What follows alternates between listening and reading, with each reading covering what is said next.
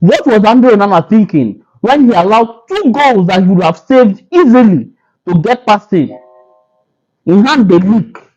Oh, this is this is highly unacceptable for a club like Manchester United, a world-class team, world-class club like Manchester United, having a goalkeeper that cannot save easy free kicks. Free kicks that even the player did not expect them to go into the post. This match, I can assure you guys that Andre Onana is the reason why we lost this match. The reason why we lost this match because of Andre Onana. Because he would have saved those two free kicks easily, especially the second one. Because that was the goal that gave them the momentum they needed to come back and score the third goal. And this is highly unacceptable. Ten Hag and his coaching crew has to do something about the rubbish that Andre Onana keeps causing us in our matches. Because it's highly unacceptable. Guys, you're welcome back to the channel. Like you all know, I'm that man you guy, and I'm here to give you the latest updates about Manchester United. Today, I'll be giving my reaction on the match that we just played against Galatasaray because I am highly unhappy with the performance of Andre Onana. Very disappointed with his performance. I thought gone are the days where he'll be making such blunders, such goalkeeper blunders. But now it's like he doesn't want to get past that phase because we've been hailing him for having 5 clean sheets in the Premier League, which is one of the highest. But now look at what he did today.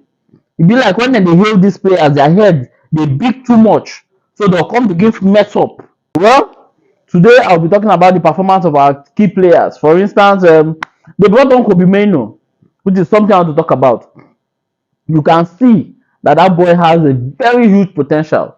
When he came in, he balanced the defense a bit, but he balanced the midfield a bit, but our defenders were given huge spaces. We gave them huge spaces so they were passing penetrative balls, which is unacceptable. Something has to be done about our defense because it's too open. If you watch our matches, you notice that our defense has always been open. I don't know why he's always pairing Lindelof and Harry Maguire. Lindelof and Harry Maguire.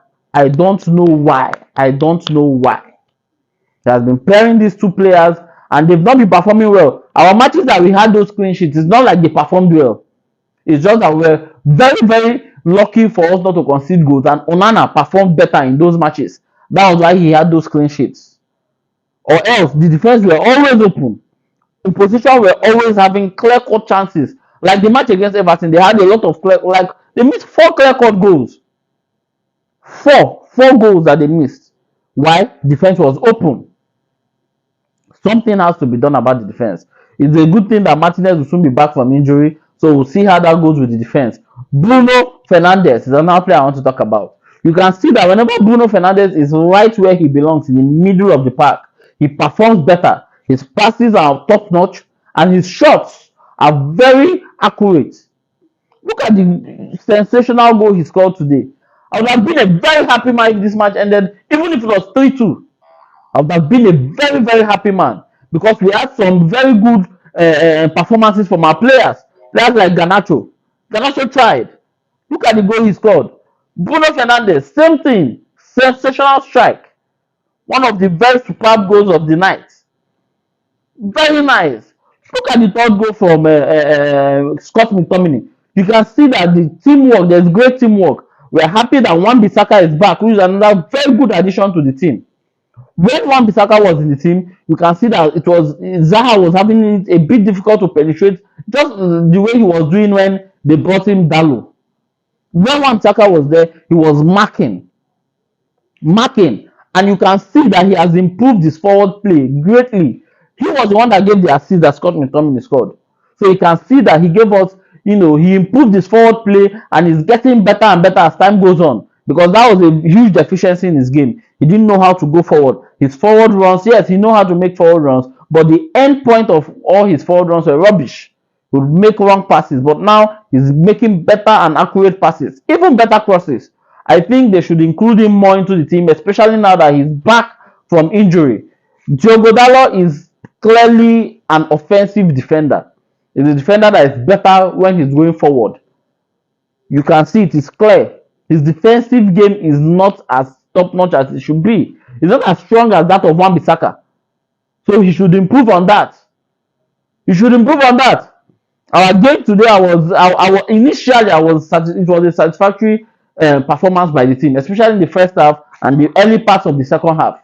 Immediately they brought in Martial and the other guy, everything started going south. South. You can see that when Bruno is in the middle of the park and we have wingers, cutting edge wingers. Look at Anthony. Anthony. His game was good. Good. I have not to complain about his play. You can see that Anthony was performing well in this match. He's a cutting edge. He's a winger that bites into the defense of the opponent. Him and Ganato, you can see how impressive they were today. They have this forward play, press play. That's what we call it. Forward press. You can see it clearly. And Bruno Fernandes is there to give the passes, give sweet cutting edge passes, defensive breaking passes, and that's what we want. Amrabat was good, but then they changed him. Brought in Meno, who performed very well as well. Our defense, sure, perfect, perfect. But you can see that Lindelof and Maguire, that pair is leaving huge spaces in our defense, which they have to check.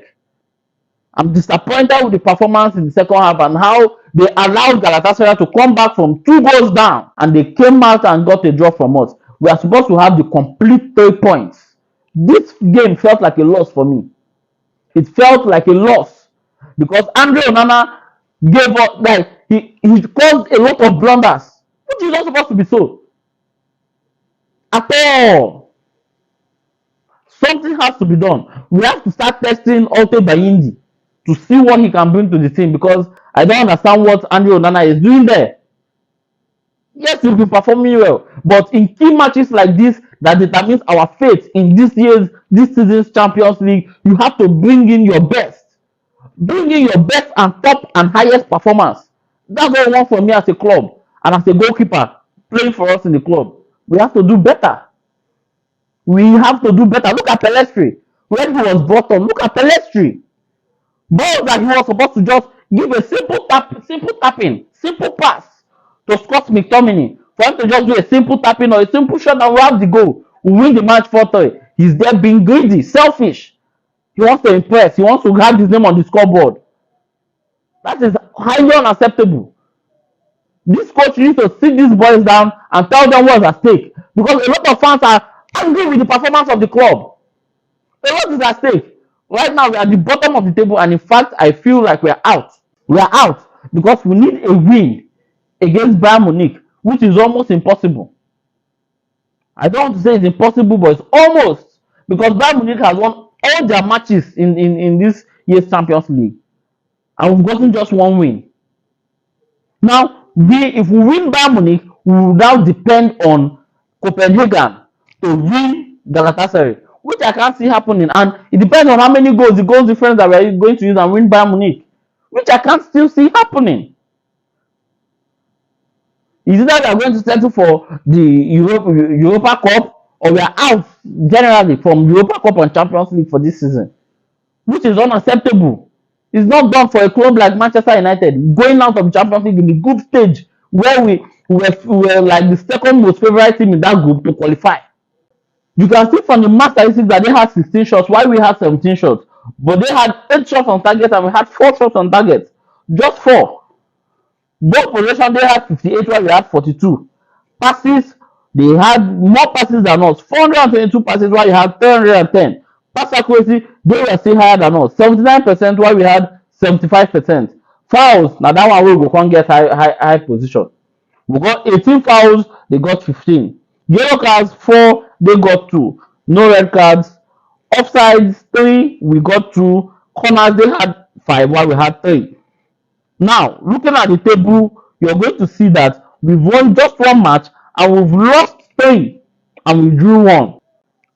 Well, this is what I have for you for today, and I'll be here to give you more updates as they unfold from Manchester United and Old Trafford. Have a lovely day.